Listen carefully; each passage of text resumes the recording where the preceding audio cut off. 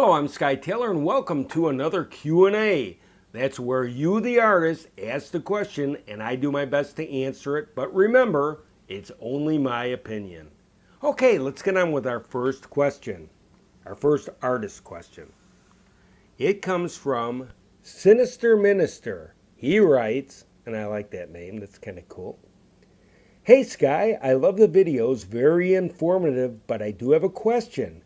When you're showing your paintings in a gallery setting, is it better to post the price of the painting or put a number and have people refer to a book or a binder?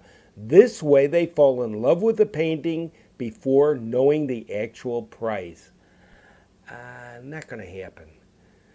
You got to remember that we live in a world of instant information.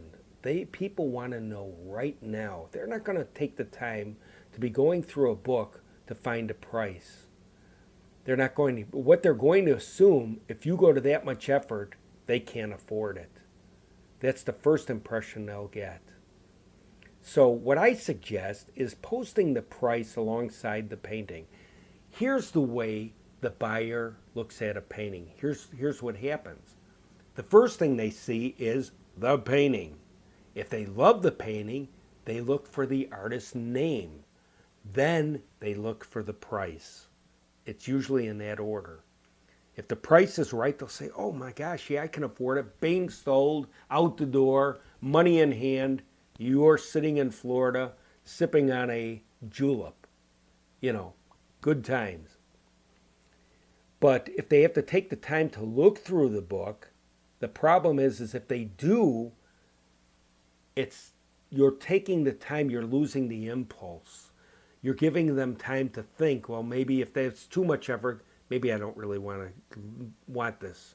They won't look, they won't bother, and they'll never know that they might have been able to afford it. You don't want to give them that opportunity. You want to hit them. Hit them now. Put out the hook, hook them, and weed them out. If they see the price, they don't want it, they'll move on. You know what I mean?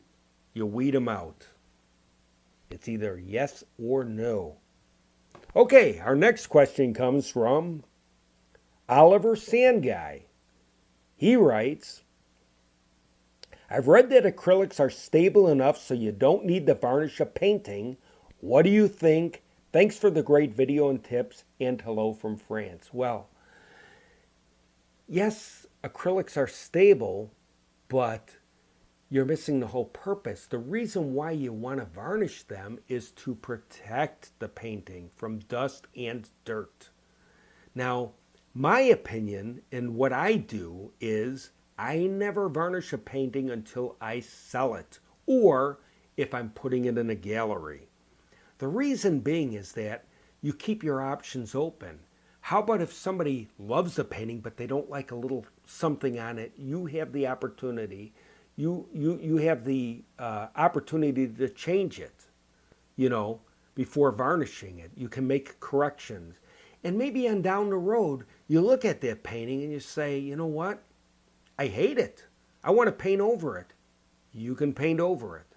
What I do is I store my paintings in a dark area and keep them covered. This way, no direct light gets on them. Not going to have to worry about anything, dust or dirt or anything getting on them. And when you are going to show your painting in a gallery, then you would varnish it if it's going to go to a gallery. So those are the only two times you would varnish it. And the reason why you don't varnish every single painting you do, or you shouldn't, it's not cost effective. Plus, you're wasting the opportunity of maybe painting over one of them one day and saving money without having to run out and buy more canvases and have a bunch of canvases you're not selling. So you got to kind of think outside the box. So that's my opinion. Hope you were able to use that. Okay, let's find another question here. We got time for one more. Okay, let me scroll on down here. And we come to Natalie Gallo. She writes, Hi, our local home improvement store only offers samples of wall paint in satin. Would that work? So inexpensive. Yes, satin paint will work. A matter of fact, most artist paints are satin. That's what the paint is. So satin house paint will mix beautifully with it. But before you get all excited about your inexpensive samples, what kind are they? You know, you have to check the pigments. If it's from a no-name brand, you know, what good is it? You know, like a box store, the blue box store. You know what I'm talking about. You buy their own brand. Another thing too is that what you have to consider is that sometimes paint will have a 10-year warranty on it. That means after 10 years, that's it. Of course, when you do a painting with house paints and hang it in your home, it's usually not in direct sunlight, so it'll last a long, long time. You're not really, it's not really in direct sunlight, so it doesn't degrade. But the reason why I like Ace Hardware, and I want to tell you that I'm not affiliated with Ace Hardware. I honestly like them. They have a lifetime warranty on their paint. That's because it doesn't mean that they'll guarantee it forever. It's just a better quality paint. And the pigments that they use are Valspar, so you could use Valspar paint too. Valspar pigments are really, really, really outstanding. And you want to buy a better quality paint if you're going to be an artist. And then you'll varnish it, you know, on down the road. And then the varnish, especially the gloss medium, will put like a plastic over it and lock it in. And believe me, that painting is not going to go anywhere.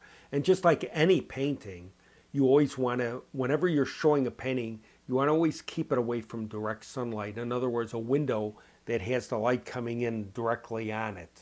You know, the sun coming up in the morning directly on your painting. And that's not good because that will fade any painting. Any painting. So whenever you hang a painting, you always want to keep it out of direct sunlight, or keep the drapes closed until the sun passes, you know. That's my little tip there for the day. And do we have more questions? No, we don't. We answered a few there, and I hope that helped you, and I hope you learned a little something. And I really appreciate you asking the questions, and please ask. I'll be glad to answer any question. Every question that's asked of me on YouTube, I answer. I take the time to answer them, and some of them I feel will benefit other artists, so I will put them in the Q&A so we can all enjoy and learn together. So I just want to thank you very much for watching, and please give it a thumbs up if you like it. If you don't like it, hey, give it a thumbs up anyways. It's 1:30 in the morning and I'm still up and I'm doing videos for you. I could be in bed, but I enjoy doing this. So don't forget to subscribe and watch for the next Q&A where I'll do my best to answer questions that you, the artist, ask. Thanks a lot for watching. God bless. Over and out. Bye.